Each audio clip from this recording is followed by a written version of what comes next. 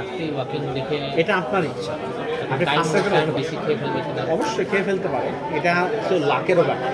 যেমন ঢাকা থেকে এসেছিল, কামস কিন্তু ওয়াকিং ডিফিকাল্টি, লোয়ার লিম্ব দিছে, যারা আগে হাঁটায় নিছে তারা কেসটা বুঝতে পারছে, আর যারা আগে হাঁটায়নি তাদের জন্য ঝামেলা হয়েছে, দিয়ে অনেকে কেস বুঝতে বুঝতে টাইম শেষ হয়ে গেছিল, ওটা পরে বলবো। আচ্ছা, আচ্ছা। হ্যাঁ, কারণ সেই কেসটা আছে। হ্যাঁ। হ্যাঁ, ঠিক আছে, তাহলে আপনি জিনিসটা কি বুঝতে পারলেন? আমার ঘাড়টা ব্যথা করছে এমনি কি লুকিং এ এপাথি কি হঠাৎ করে আমার ব্যথাটা ছাড়িয়ে ওনার তো লেজ ব্লিঙ্কিংও আছে, খেয়াল করেন।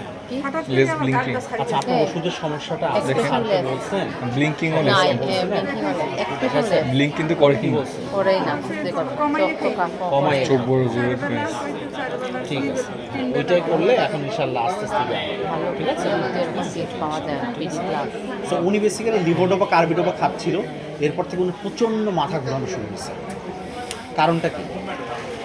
Autonomy rebound phenomenon. Rebound phenomenon. এই কেসটাও এলসিসিতে আসতে পারে, এটা একটু মাথায় রেখে নিতে আমি বারবার PD patient comes to you with dizziness, what is the cause? ভাইয়া বলেন, পিডি পেশেন্ট আপনার কাছে ডিজিনেস টেনশন, কারণটা কি? একটা হচ্ছে অটোনমিক ডিসফাংশন, ভেরি গুড। আর আর যে রিবাউন্ড ফেনোমেনন, তারপর হচ্ছে এই দুটো বলতে হবে কিন্তু, সুতরাং কেস কিন্তু অনেকভাবে আসতে পারে। ক্লিয়ার? ঠিক আছে, ঠিক আছে বাবা। হ্যাঁ, আপনি ওষুধগুলো যেভাবে বলছেন সেভাবে খান, ইনশাল্লাহ আস্তে আস্তে কন্ট্রোল হবে। একদিনে তো ভালো না থাকে, এটা কন্ট্রোল হবে, একটু সময় লাগবে। হ্যাঁ।